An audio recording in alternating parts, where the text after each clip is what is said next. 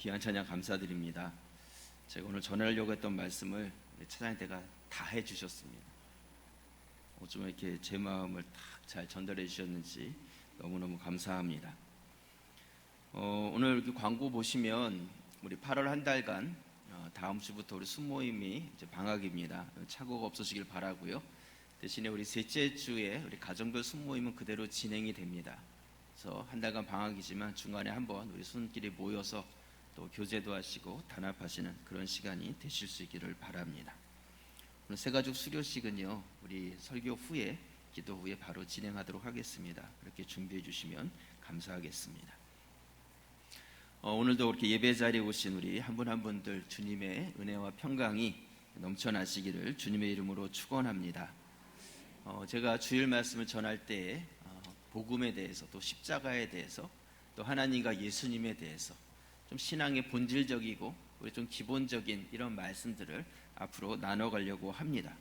그래서 오늘은 하나님에 대한 이야기를 여러분들과 나누려고 합니다. 사람을 보면 사람들마다 각자의 성격이 다른 것을 봅니다. 좀 조용하고 내성적인 사람도 있고요, 좀 성격이 급하고 강하신 또 외향적인 그런 분도 계십니다. 그렇다면 우리 하나님은 어떤 성품을 가지고 계시다고 여러분들은 알고 계십니까? 하나님은 어떤 잘못도 무조건 다 용서해 주시고 웃으면서 받아주시는 그러한 친절한 할아버지처럼 여러분들 여기고 계시지는 않으십니까? 아니면 죄 지은 자를 끝까지 추적해서 붙잡아서 감옥에 가두는 경찰관처럼 또 그렇게 하나님을 여러분들은 여기고 있지는 않으십니까? 하나님에게는요, 두 가지 성품이 있는데 하나는 사랑이고 또 하나는 공의입니다. 이것이 50대 50이 아니라 100% 사랑이고 100% 공의를 우리 하나님은 가지고 계십니다. 그래서 오늘 여러분들과 사랑과 공의라는 주제로 말씀을 잠시 나누려고 합니다. 그리고 모든 사람은 사랑의 마음을 가지고 있습니다. 여러분도 사랑하는 사람, 그런 사람들이 있으실 것입니다. 그런데 내가 언제부터 이런 사랑의 마음을 가졌을까? 한번 그곳에서 생각해 보셨습니까? 내 가족이니까, 내가 사랑할 만하니까 그냥 사랑하는 것이지, 그런데 여러분, 그 사랑의 마음이 언제부터 여러분들 안에 들어있냐는 것이죠. 우리가 그 사랑의 마음을 가지고 있는 그 이유는 하나님이 사랑이시기 때문입니다. 하나님이 사랑이시고 하나님께서 우리를 창조하셨고 하나님의 모양과 형상을 우리에게 주셨기 때문에 우리도 사랑할 수 있는 존재로 창조되었다는 것입니다. 요한일서 4장 16절 말씀 보시면요, 말씀을 함께 읽겠습니다. 하나님이 우리를 사랑하시는 사랑을 우리가 알고 믿었노니 하나님은 사랑이시라. 사랑 안에 거하는 자는 하나님 안에 거하고 하나님도 그의 안에 거하시느니라. 아멘. 하나님은 사랑이시고 우리가 그 사랑함으로 인하여서 하나님의 내 안에 내가 또 하나님 안에 함께 거하게 된다, 이렇게 말씀하고 있습니다. 우리가 이런 사랑을 받은 자로서 가정 안에서, 교회 안에서 또 서로를 많이 사랑하는 그런 성도들이 되실 수 있기를 바랍니다. 하나님 이런 사랑이시고요, 또 하나님은 무엇을 가지고 있다고요? 공의를 가지고 계십니다. 공의라는 것이 무엇인가? 공의라는 것은요, 쉽게 이해한다면 심은 대로 거두는 것입니다. 내가 무엇인가를 심었는데 엉뚱한 것을 얻으려고 한 것은 잘못된 것입니다. 콩을 심었으면 콩을 거두는 것이고 팥을 심었으면 팥을 거두는 것이 바로 공의입니다. 내가 밤나무를 심어놓고 거기서 사과를 얻으려고 하는 것은 잘못된 것입니다. 세상에서 내 마음대로, 내가 하고 싶은 대로 마음대로 살아가면서 하나님 앞에서 내가 무엇인가를 제대로 된 것을 얻으려고 하는 것은 하나님의 공의를 만족시킬 수가 없습니다. 오늘 로마서 6장 21절 말씀 보시면요, 이렇게 말씀하고 있습니다. 너희가 그때 무슨 열매를 얻었느냐? 이제는 너희가 그 일을 부끄러워하나니 이는 그 마지막이 사망임이라. 사망의 열매를 얻는다는 것이죠. 22절 말씀 함께 읽겠습니다. 그러나 이제는 너희가 죄로부터 해방되고 하나님께 종이 되어 거룩함에 이르는 열매를 맺었으니 그 마지막은 영생이니라. 아멘. 우리가 과거에 죄 가운데 있을 때에는 그 죄로 인한 열매가 사망에 이를 수밖에 없었는데 우리가 예수 그리스도를 통해서 어떤 열매를 맺게 되었다고요? 영생의 열매를 맺게 되었다, 이렇게 말씀하고 있습니다. 심은 대로 거두는 것, 이것이 바로 공의라는 것입니다. 여러분, 굉장히 중요한 말씀입니다. 하나님께서는 사랑하시기 때문에 우리의 어떠한 죄와 허물도 다 용서하시는 넉넉한 사랑을 가지고 계시지만, 우리가 돌이키지 아니하고 회개치 아니하며 우리가 그 하나님과 예수 그리스도를 믿지 아니할 때에는 그것에 대한 분명한 하나님의 심판을 하시는 분이 하나님 아버지이십니다. 성경은요, 하나님이 공의로우시다는 것에 대해서 아주 여러 번 강조해서 우리에게 말씀하고 있습니다. 시편 9장 8절 말씀 보시면요, 이 말씀을 함께 읽겠습니다. 공의로 세계를 심판하시며 정직으로 만민에게 판결을 내리시리로다. 아멘. 우리 하나님은 공의로 또 정직으로 이 땅을 다스리시고 심판하신다고 말씀하고 있습니다. 또 시편 96장 10절 말씀 보시면요, 우리 함께 읽겠습니다. 모든 나라 가운데서 이르기를 여호와께서 다스리시니 세계가 굳게 서고 흔들리지 않으리라. 그가 만민을 공평하게 심판하시리라 할지로다. 아멘. 하나님에 대해서 공의, 정직, 공평 이런 단어를 사용하고 있습니다. 어떤 사람들은 그런 이야기 하죠. 내가 만약에 나중에 하나님의 심판이 있다면 난 하나님께 가서 따질 게 있어. 하나님은 불공평한 분이라고 나는 하나님과 말싸움에서 이길 자신이 있어. 이런 말을 하는 그런 교만한 분들이 있습니다. 하지만 우리가 하나님 앞에 서고 그 공의의 하나님 앞에서 나의 지나온 모든 삶들이 다 비춰지고 다 드러나게 될 때 어느 누구도 하나님께 따질 수 있는 것이 아니요, 핑계도 될 수 없고 반문할 수도 없을 것입니다. 하나님의 그 준비된 공의의 심판은 너무나 공평하고 너무나 정직한 그러한 하나님의 심판이 있을 것입니다. 그렇기 때문에 우리가 해야 될 것은 따지는 것이 아니에요. 그 공의로운 하나님의 심판이 있을 것을 알고 우린 그 사랑의 하나님을 의지하는 회개의 삶을 살아가야 하는 것입니다. 하나님의 사랑과 하나님의 공의를 아주 잘 표현해주고 있는 사건이 바로 예수 그리스도의 십자가입니다. 여러분, 왜 예수님께서 이 땅에 오셨고 왜 십자가를 지셔야만 했습니까?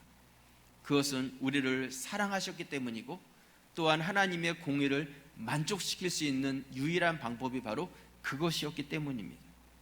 우리가 죄인 되었고 우리 스스로 그 죄를 없앨 수가 없어서 거룩하지 않은 자는 하나님 나라에 합당할 수 없을 때에 예수 그리스도께서 이 땅에 오셔서 죄 없는 몸으로 우리의 죄를 대신하시고 누구든지 그를 믿는 자는 우리가 그 죄로부터 씻음을 받고 거룩하다 칭함을 받아서 하나님의 공의를 만족할 수 있는 자로 우리를 변화시켜 주신 것입니다. 여러분, 만약 어떤 물건이 너무 갖고 싶은데 그 물건을 살 능력이 나에게 없다고 생각해 보시기 바랍니다. 집을 팔고 뭘 해도 절대로 살 수 없는 그러한 가치의 물건이라고 생각해 보시기 바랍니다. 꼭 갖고 싶고 가져야 될 물건인데 가질 능력이 없어요. 그런데 나를 사랑하는 누군가가 자신의 모든 것을 주고 그 물건을 사서 그 구매한 그 물건을 여러분에게 선물로 거저 주었다고 생각해 보시기 바랍니다. 여러분들이 정말 가지고 싶고 가져야 될 것인데 그것을 이제 그렇게 소유하게 되었다면 그게 내 것이 되었어요, 내 것이 아니라고 말하시겠습니까? 내 것이 된 거예요. 왜냐하면 그 비싼 값이 이미 다 지불되었고 그 지불한 사람이 나에게 선물로 주었기 때문에 이제는 그것이 내 것이 된 것이죠. 그럼 바로 예수 그리스도의 십자가 사역이 그것입니다.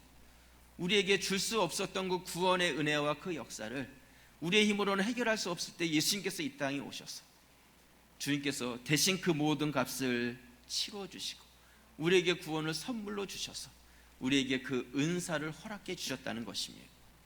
우린 죽을 수밖에 없었어요. 여러분, 죄의 값이 있는데 죄의 값이 얼마인지 아십니까? 오늘 로마서 6장 23절 말씀에 보시면요, 우리 말씀을 함께 읽겠습니다. 죄의 삭은 사망이요 하나님의 은사는 그리스도 예수 우리 주 안에 있는 영생이니라. 아멘.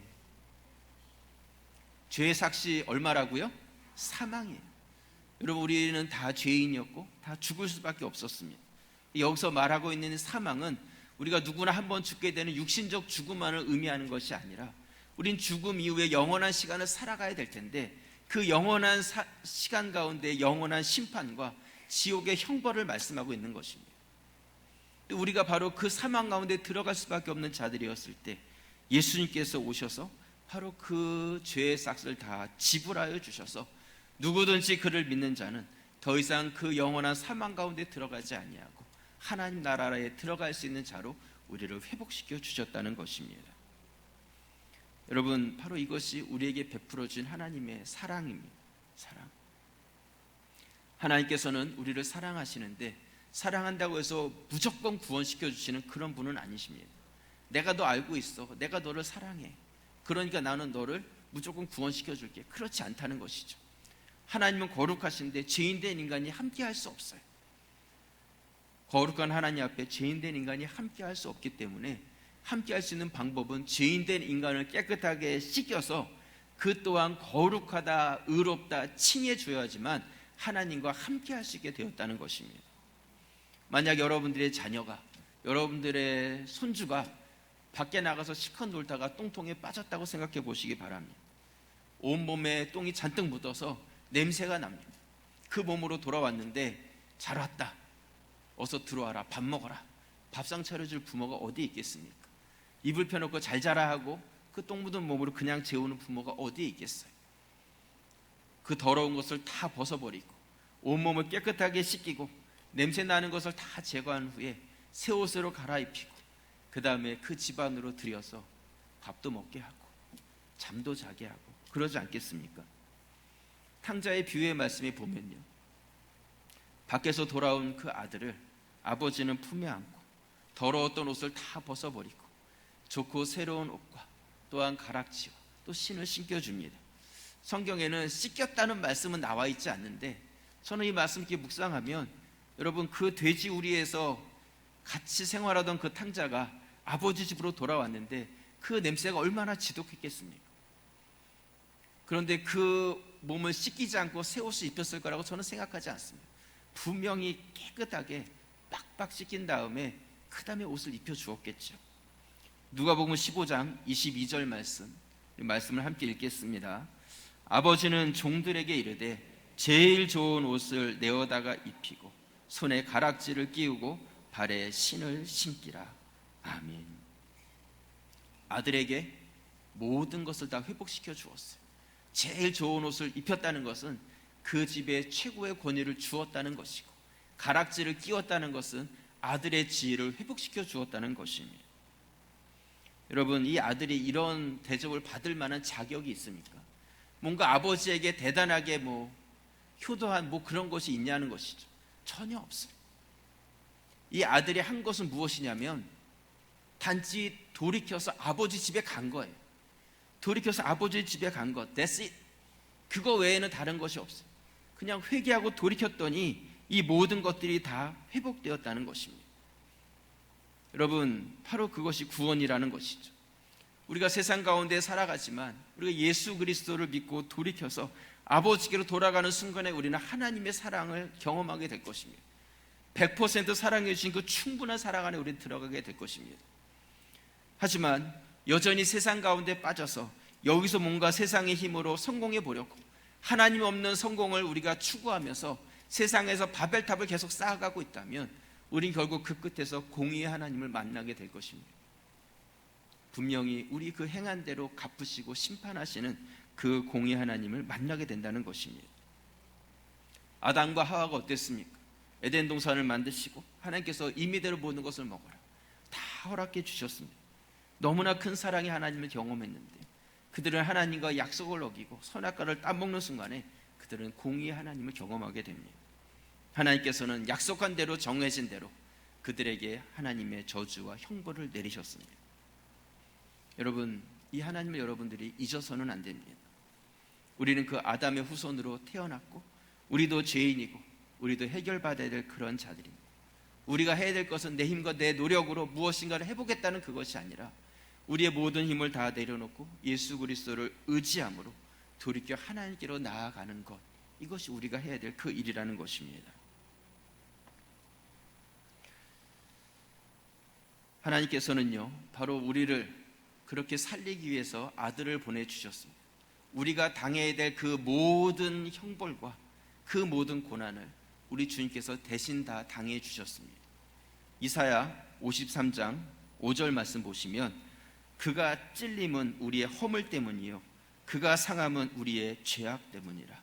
그가 징계를 받음으로 우리는 평화를 누리고 그가 채찍에 맞음으로 우리는 나음을 받았도다. 6절 함께 읽겠습니다.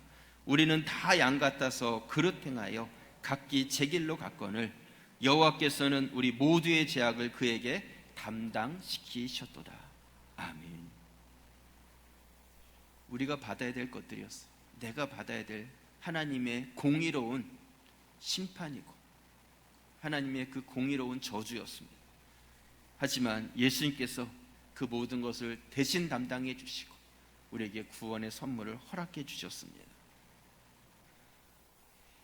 우리는 그 예수 그리스도를 덧입게 되었을 때에 우리 하나님 앞에 담대하게 당당하게 나아갈 수 있는 그런 자격을 얻게 된 것입니다. 에베소서 3장 12절 말씀, 우리 말씀을 함께 읽겠습니다. 우리가 그 안에서 그를 믿음으로 말미암아 담대함과 확신을 가지고 하나님께 나아감을 얻느니라. 아멘. 준비가 된 자들은 하나님께 나아가는 것이 담대하죠. 확신할 수 있습니다. 준비가 안 된 자는 하나님께 나아갈 수 없는 거예요. 저는 이전 성경을 참 좋아하는데요, 이 말씀 제가 굉장히 좋아하는 말씀인데 이 개역 개정으로 바뀌면서 이 구절이 조금 이렇게 바뀌었습니다. 이전 성경에 보면 하나님 앞에 당당히 나아감을 얻느니라. 근데 성경이 당당이라는 단어가 그렇게 많이 나와 있지 않은 단어입니다. 근데 어느 누가 감히 하나님 앞에 당당히 나아갈 수 있겠어요? 여러분, 누가 하나님 앞에 감히 당당히 나아갈 수 있겠습니까? 성경의 그 모든 역사를 보았을 때도 늘 하나님의 임재 앞에서 모든 사람들은 두려워했었습니다. 그런데 우리가 하나님 앞에 당당히 나아갈 수 있는 그 자격은 다른 어떤 것이 아니라 바로 예수 그리스도, 그분을 믿게 되었을 때 우리는 하나님 앞에 당당하게 나아갈 수 있는 그런 자로 우리가 변화되게 되었다는 것이죠. 얼마나 우리에게 큰 자유와 확신을 주는 말씀인지 모릅니다. 믿기만 하면 그 사랑의 하나님을 우리는 경험하게 되는 것입니다. 미가 선지자는요, 이스라엘 백성들이 하나님의 마음에 들기 위해서 이렇게 하면 하나님께서 기뻐하실까, 이러면 하나님께서 좋아하실까 하면서 이런저런 것을 가지고 하나님 앞에 잘 보이려고 노력할 때 가슴을 치면서 답답해했습니다. 야, 그것이 하나님이 기뻐하시는 것이 아니야. 하나님께서 정말 원하시는 것이 무엇인지 미가 선지자는 외치고 있습니다. 미가서 6장 6절 말씀 보시면 내가 무엇을 가지고 여호와 앞에 나아가며 높으신 하나님께 경배할까? 내가 번제물로 1년 된 송아지를 가지고 그 앞에 나아갈까? 여호와께서 천천의 수양이나 만만의 강물 같은 기름을 기뻐하실까? 내 허물을 위하여 내 맏아들을, 내 영혼의 죄로 말미암아 내 몸에 열매를 드릴까? 송아지를, 양을, 만만의 강수와 같은 기름을 가지고 나간다고 하나님 기뻐하시겠냐는 것이죠. 8절 말씀 함께 읽겠습니다. 사람아, 주께서 선한 것이 무엇임을 내게 보이셨나니 여호와께서 내게 구하시는 것은 오직 정의를 행하며 인자를 사랑하며 겸손하게 내 하나님과 함께 행하는 것이 아니냐. 아멘. 우리 하나님은 공의로우시고 사랑을 행하시는 하나님이시고 우리 또한 그 하나님 앞에서 겸손하게 공의를, 정의를 행하며 인자를 사랑하며 겸손히 하나님과 행하며 동행하는 삶을 하나님께서 기뻐하신다는 것입니다. 왜 우리를 구원하셨겠어요? 우리가 하나님께 잘 보이게 하기 위해서요? 전혀 그렇지 않습니다. 사랑하는 우리 가자저에게 성도 여러분, 내가 행해야 될 것, 하나님을 닮아서 살아가야 될 것, 여러분들이 깊이 묵상하실 수 있기를 바랍니다. 저는 요즘 참 제가 지혜가 없다는 것을 많이 깨닫습니다. 하나님께, 하나님 저에게 좀 지혜를 주십시오. 지혜가 너무 필요합니다. 이런 기도를 이렇게 드립니다. 그러면서 지혜하면 성경이 어떤 책이에요? 잠언서지 않습니까? 그래서 잠언서 말씀을 주중에 계속 이렇게 묵상을 했습니다. 뭔가 좀 지혜롭게 말하고 지혜롭게 행동하고 지혜롭게 판단하고 어떤 이러한 인간적인 좀 처세술 같은 것을 또 말씀 속에서 얻을 수 있을까 하는 그런 기대감들을 가지고 말씀을 이렇게 묵상하면서 잠언서 말씀은 어떤 지혜자의 말씀이 아니라는 것을 깨닫게 되었어요. 그냥 말씀을 이렇게 부분 보다가 이렇게 쭉 잠언서 말씀을 묵상하다 보니까 아, 이게 아니구나. 이 잠언서는요, 이 지혜에 대한 말씀이 아니라는 거예요. 또 어디 가서 제가 이렇게 말했다고 소문 내시면 안 됩니다. 지혜의 말씀이 맞죠. 근데 잠언서 말씀을 이렇게 묵상해 보니까요, 잠언서에서 우리에게 말하고 있는 것은 무엇이냐면 의인이 되라는 거예요. 의인. 악인의 길과 의인의 길에 대해서 말씀하고 있어요. 우리가 하나님 앞에서 세상에 뭔가 잘 나가는 어떤 지혜적인 부분이 아니라 의로운 자만 되면 모든 문제와 모든 것들을 하나님께서 해결해 가신다는 거예요. 의로운 자가 되는 것이 중요한 것이지 세상에 남들보다 조금 더 잘난 지혜, 그것이 중요한 것이 아니라는 것을 깨닫습니다. 여러분, 하나님께서 왜 우리를 사랑해 주시고 공의를 베푸시겠습니까? 그것은 세상보다 좀 잘난 사람이 되라는 것이 아니라 의로운 사람이 되라는 거예요. 하나님께서는 우리가 거룩하지 못한 것을 아시고 예수 그리스도 통해서 우리를 깨끗하게 씻기시면서 거룩하다, 의롭다, 칭하기를 원하시는 것입니다. 우리가 그 의인된 삶을 살아갈 때 세상의 환경과 모든 것에 관계없이 겸손히 내 하나님과 동행하는 삶을 살아가게 되는 것입니다. 그런 은혜가 우리 가운데, 교회 가운데, 여러분 가운데 있기를 주님의 이름으로 축원합니다. 기도드리겠습니다.